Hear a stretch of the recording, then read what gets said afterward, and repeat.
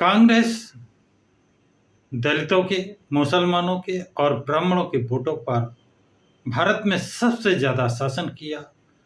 कांग्रेस की जैसे जैसे पोल खुलती गई वैसे दलित भाजपा के साथ, मुस्लिम समाजवादी पार्टी के साथ और ब्राह्मण बीजेपी के साथ चले गए।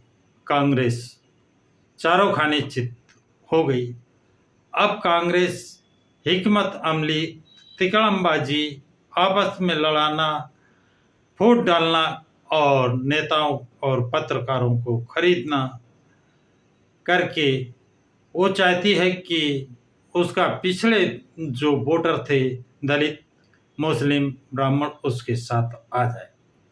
ये 2024 के चुनाव में उसे काफ़ी कुछ कामयाबी भी मिली संविधान बचाने के नाम पर, लेकिन नकली चेहरा तो नकली होता है। उसकी पोल खुलते देर नहीं लगी। 1 अगस्त 2024 को जिस समय सुप्रीम कोर्ट का आदेश SC ST के आरक्षण में वर्गीकरण और क्रीमी लेयर का आदेश आया, कांग्रेस के सर्वेसर्वा राहुल गांधी ने, सोनिया गांधी ने, सभी ने चुप्पी साध ली। आज तक कोई इसके संबंध में अपना वक्तव्य नहीं दिया है। और जो 2024 के लोकसभा चुनाव में संविधान की रक्षा करने की बात करते थे, वो चुप क्यों हो गए? उनकी बोलती बंद क्यों हो गई? और जब विदेश जाते हैं राहुल गांधी 1 अगस्त 2024 के बाद, तो वहाँ जाकर वक्तव्य देते हैं कि मेरी सरकार बनने पर जैसे ही स्थिति सामान्य होगी मैं आरक्षण को समाप्त कर दूंगा। अब जिन लोगों ने 2024 के लोकसभा चुनाव में कांग्रेस को वोट दिया था, उनके पैरों के तले की जमीन खिसक गई। वो ठगा महसूस करने लगे कि हमने कांग्रेस को क्या समझा था और कांग्रेस क्या निकली। और इसी उसमें एक कांग्रेस के राष्ट्रीय अध्यक्ष जो अनुसूचित जाति के हैं मल्लिकार्जुन खड़गे से स्टेटमेंट दिलाया गया या उन्होंने दिया कि आरक्षण पंडित जवाहरलाल नेहरू और गांधी की देन है, जबकि पंडित जवाहरलाल नेहरू ने 27 जून 1960 को मुख्यमंत्रियों को लेटर लिखा था कि मैं आरक्षण का समर्थक नहीं, जिसके कारण मुख्यमंत्रियों ने अपने अपने प्रदेशों में आरक्षण का कोटा पूरा नहीं किया। आरक्षण तो डॉक्टर भीमराव अंबेडकर गोलमेज सम्मेलन में ब्रिटिश सरकार के सामने तथ्यात्मक आंकड़े प्रस्तुत करके लिया था। वहां पर भी गांधी जी ने भरपूर विरोध किया था। मुसलमानों की 16 सूत्री मांगें बिना शर्त मंजूर करने का वादा किया था, लेकिन मुस्लिम लीग के नेताओं ने डॉक्टर अंबेडकर का विरोध नहीं किया था। तो ये कांग्रेस हमेशा शेड्यूल कास्ट के आरक्षण के, शेड्यूल कास्ट की सुविधाओं के विपरीत रही है, विरोध में रही है। और जब डॉक्टर अंबेडकर ने गोलमेज सम्मेलन में अपने तर्क बुद्धि से तर्कों के सामने ब्रिटिश सरकार से 2 वोटों का अधिकार, सेपरेट इलेक्शन अधिकार प्राप्त किया, तो गांधी जी ने आमरण अनशन चालू करके डॉक्टर अंबेडकर ने गांधी को जीवन दान दे करके 2 वोटों का अधिकार को त्याग किया, जिसके एवरेज में पूना पैक्ट हुआ और उस पूना पैक्ट के द्वारा आरक्षण की सुविधा मिली। लेकिन गांधी जी ने उस पूना पैक्ट पर हस्ताक्षर नहीं किए। ये इनका नैतिक चरित्र है। आप उसे देख सकते हैं कि पूना पैक्ट के समझौते पर, पूना पैक्ट पर गांधी जी ने हस्ताक्षर नहीं किए, जबकि डॉक्टर भीमराव अंबेडकर ने हस्ताक्षर किए और उसका पालन भी किया। और कांग्रेस ने पूना पैक्ट का अपने 60 साल के शासनकाल में पालन नहीं किया।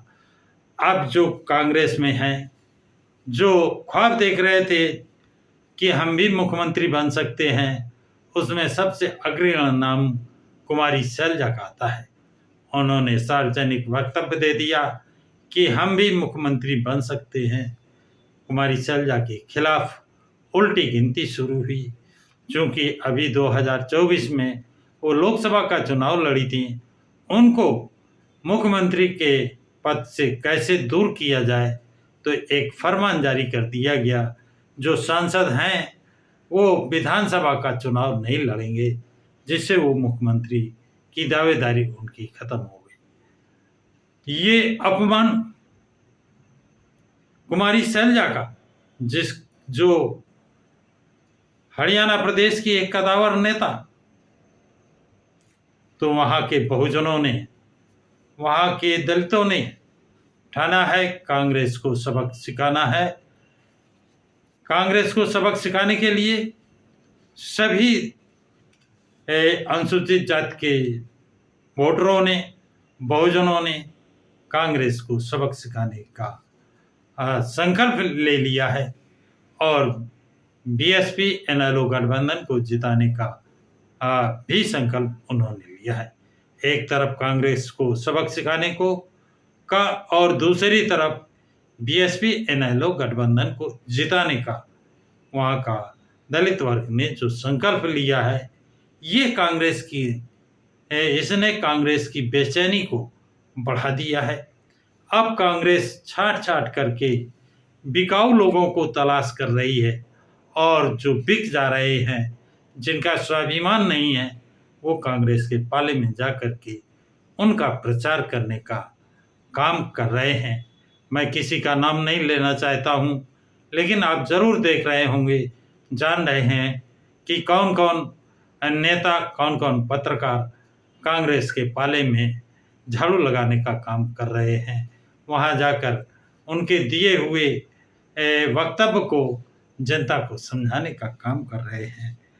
इतना ही नहीं, अर्चना गौतम ने, जो एक एक्टर थी, उनका भी कांग्रेस ने अपमान किया था।